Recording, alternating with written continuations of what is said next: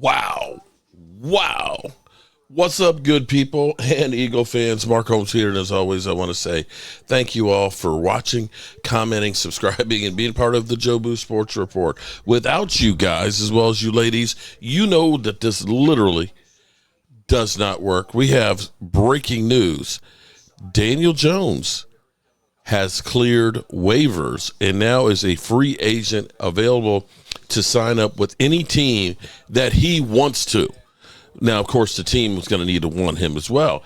But what's kind of crazy is we're hearing that a lot of people are interested in signing one Daneil Jones, specifically playoff teams. Playoffs? Don't talk about playoffs and Daneil Jones.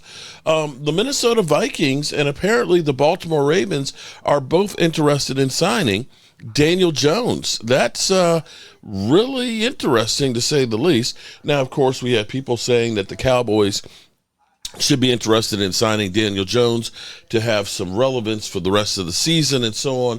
But maybe now the Cowboys got a victory against the Washington Commanders yesterday, and knowing they're playing the Giants this week, that they've got Carolina and the Bengals, that they might actually be able to go on some kind of a winning streak and, at least have some relevance of news.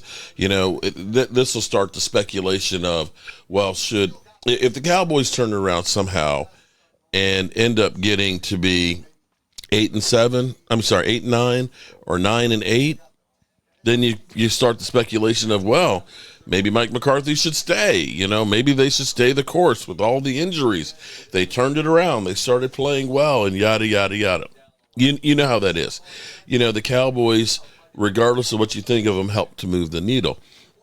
Another piece that's bad news for the Eagles is Brandon Graham has tore his tricep, and he is lost for the season, and that is another major cog on that defensive front. Now, Brandon Graham had basically said that this is going to be his last year, and so it may be that Brandon Graham is done in football. He'll never suit up again for the Eagles or anybody else, and that might be a little bit devastating for the Eagles.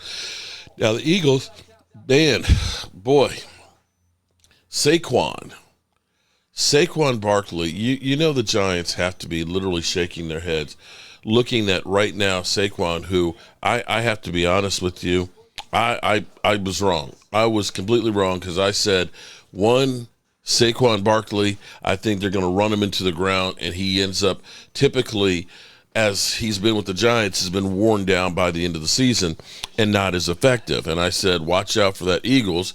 You don't want to run him too much. Well, they're running the hell out of him. And right now he's on pace to beat Eric Dickerson's single-season rushing record. And I'm not sure that I thought that anybody would ever get anywhere close, although he does have an extra game from, the latest guys and stuff, since now it's a 17-game schedule.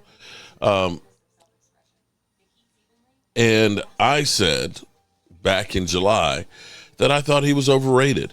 So I've got a lot of Eagle fans that, of course, coming for me and saying you need to address this and, do the walk of shame because you were wrong. Well, guess what? There's a lot of people that are wrong out there, okay? A lot of people. And, like everybody else, I'm human and make mistakes too.